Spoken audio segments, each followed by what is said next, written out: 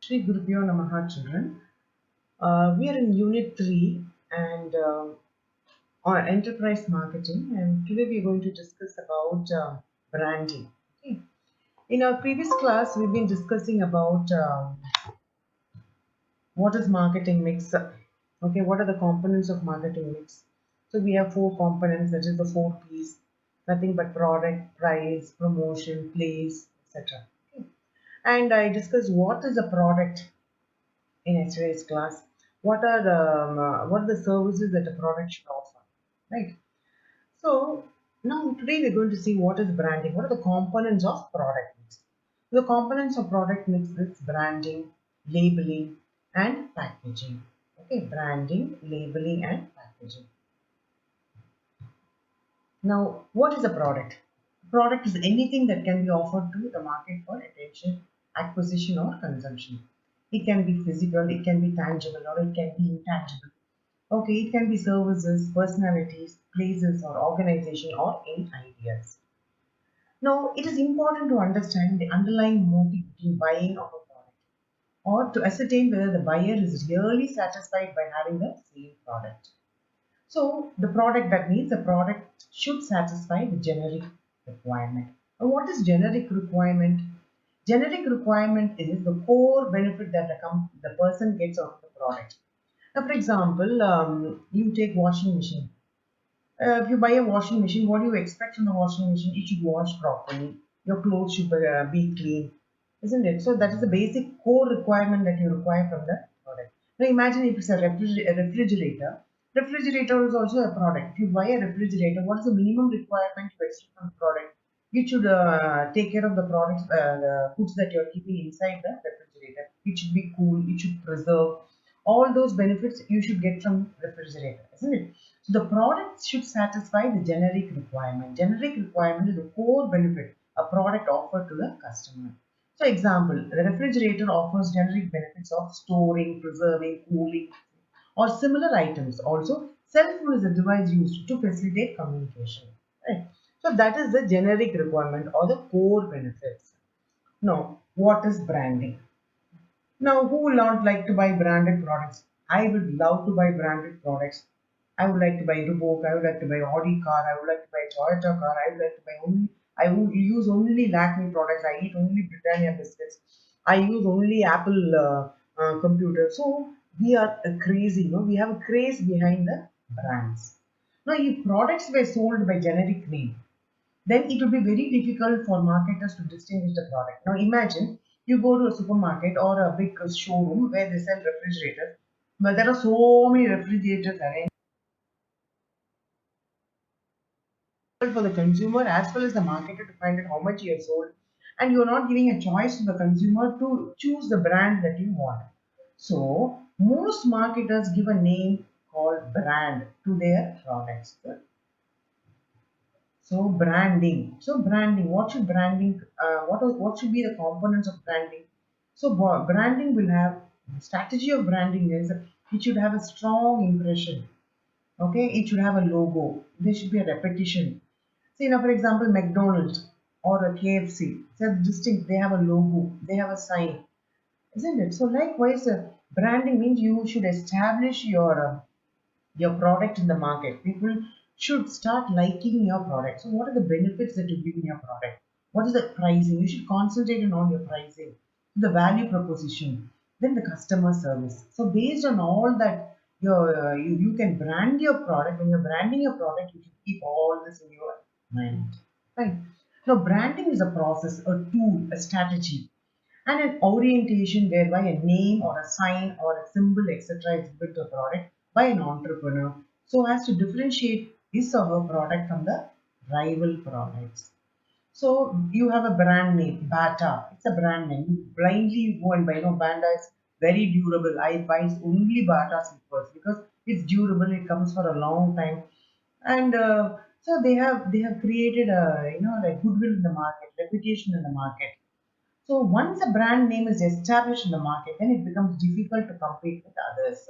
So there are people they buy only branded products. Colgate, yes, I use only Colgate. I recommend only Colgate. I have only Horlicks. I don't go for any other drink. I use only Apple. computers. I only use Toyota cars. I only use Lakme products. I only use this shampoo. I use only that shampoo.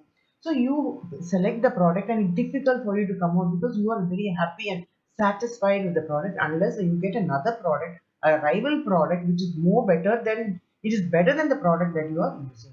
Right. So how did you get the name brand? Brander. So it's a Norwegian word meaning to burn and led to the origin of the word brand. So it is known in different names in different places. The brand is a name, term, sign, symbol, or a design or a combination of them, which is intended to identify the goods or services of one seller or group of sellers to differentiate from those of the competitors. So now that you know brand name, you have a brand for the chocolates that you buy. Cadbury's chocolate, yes. Dairy Milk chocolate, Snickers, Mars.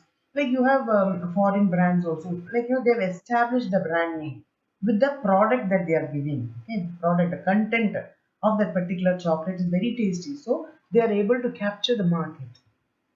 Now, see, I've given you some example. There are some generic names, detergents. Now, you've only detergent, soap. It's difficult for you, no? So you have some name, Nirma, Surf, then Ariel, Rin. Then for pen, Parker, Rotamax, Cellulo, then Reynolds, car, BMW, Honda, Maruti. Then likewise, refrigerator, television, milk product, cosmetics, some consumer products. There are so many even industrial products. Fine. So all of them, they have the generic name and the brand. Okay. Now brand. What is brand? Why do you use brand? Brand is used to denote a name, term, sign, symbol, or combination of them to identify the product of one firm. Differentiate them from those of the competitors. So brand has three components: brand name, brand mark, and trademark. Now, brand name is the part of the brand which can be vocalized. You can pronounce it, which can be spoken, like Mercedes Benz, okay, Woodland, then Asian Paints, Pepsi, Maggie, Uncle Ben. There are so much, okay, brand name. Now, brand mark. Mark is that part of the brand which can be recognized but cannot be vocalized. Non utterable. Example, girl of Amul, Maharaja of Air India, Ronald of McDonald's. Now, next we go to trademark. What is a trademark? Trademark is a brand or part of the brand that is given legal protection against its use by other firm, and it's called as a trademark. So you have a trademark. Trademark is essentially it's a legal term protecting the seller exclusive right to use the brand name and mark. So I cannot go and use Pothy's brand name or symbol and open a showroom. I cannot do manufacture shoes and put Reebok's name in it. I cannot manufacture a Toyota car and then put Toyota in it. So I'll be behind the bars. So they have attained a right to do it. Okay, an exclusive right to use the ingredient. For example, you see McDonald's, their burgers, McDonald's burgers, you don't even know what are the ingredients that you're using. Isn't it? And they have taken a patent or they'll have a legal right to use it. So you should have a trademark. Trademark is essentially a legal term protecting the seller's exclusive right to use it. Now, what are the qualities of a good brand? Now, when you are branding your product, what are the qualities a particular product should have? So, a good brand name usually should basically possess qualities of distinctness, different. You should be standing out. You should stand out among the host of the competing names. Then, before you name it, okay. Now, what do you want to achieve by your brand name? So, selecting a brand name, an entrepreneur should ask herself or himself what or he or she wants to achieve from it. While selecting a brand name, an entrepreneur should choose a name which is very simple, which should not be obscene, it should not be repetitive, it should not be negative, it should not be very offensive or vulgar. It's adaptable to the pattern. It should not be so big that you cannot fix it in your product. Labeling requirements to different advertising media and languages, linked to product, symbolically eye-catching, contemporary, capable of being registered and protected legally, noticeable, easily recognizable, easy to pronounce, pleasing, impressive, and it is to be easily uttered. So these are the points they should keep in mind while selecting a brand name. Okay, it should be short and crisp. Entrepreneurs' perspective on brand name. A new product is given a brand name so that it can get public attention. See Sony, you go for Sony, Sony products, branded products. You say Philips, super. I only go for Philips product. So once they are branded, that means because they are known for their quality. The whole meaning and direction of a company can be explained through its brand management strategy. Various types of brands available. Now, individual brand name, family brand name, corporate brand name, and alphanumeric names. Now, what are individual brand names? See, entrepreneurs choose different distinct names for each of his offering. Every product is promoted on the basis of separate brand name. See, I've given you an example here. Hindustan Weaver has been concentrating on its core business areas like soaps and detergents and have emerged as a clear leader in toilet soap industry. The company has launched many lines, extension and variants to leverage the high brand equity of its powerful brand names like Lifebuoy. Okay, they've given you good health. Liquid Lifebuoy soap, Lifebuoy Personal Plus, Lifebuoy Gold, and various price sub segments in the health segments. Little in a brand name with a freshness. Lux, brand name for beauty soap for film stars. So that's individual brand name. Next, you have family brand name. So, entrepreneur can opt to use a common or a successful family name for their several products. Either entrepreneur's name or the company's name may be used for all the products. It is even referred as umbrella branding. Now, see, Ponds when they came, they were only having talcum powder. With that, they started shampoo, cold creams, soaps, etc., etc. So many products are there under Ponds.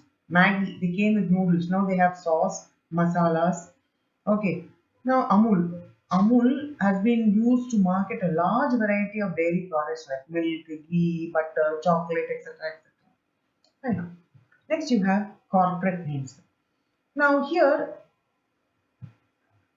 now, family brand name. Next, you go to corporate names. What are corporate names? Say, for example, Godrej, Tata, Bajaj. So, under Godrej itself, you have so many products. So, entrepreneur chooses to utilize a corporate name or logo together with some brand names of individual product. Example, Tata, Godrej, and Bajaj. So, under Tata itself, you have lot of divisions, isn't it? Tata Iron and Steel. Then you have Tata products like car, and they have jewelry. So many divisions are there even under Godrej. So they use the corporate names. Then alphanumeric names. This is the fourth one. Alphanumeric names means say alphanumeric. You have numeral and then you have alphabet also. See here I-10, I-20. So for car, they have given this name. Then ANX, Greenlace, Blue 55, SX4. These are examples I've given you. So alphanumeric name often signifies its physical characteristics, thus creating a distinct, different identity for the product. So the best way for a new brand to succeed is to carry the mantle from the old brand itself. Already one brand has established itself. So with that brand, you can develop the current brand. Now, see, normally for promotion, you will be if you go to a big supermarket, maybe the soap. Lux soap is already known to everybody, and they want to introduce liquid soap, or they want to bring in shampoo, or Lux shampoo they want, or Lux face wash, or Lux hand wash, or Lux spray. So through the established brand, they will introduce the other product. Right? So I hope you understood, children. See you in the next class with the next lesson. All right. If you have any doubt, you can always ask me. Thank you.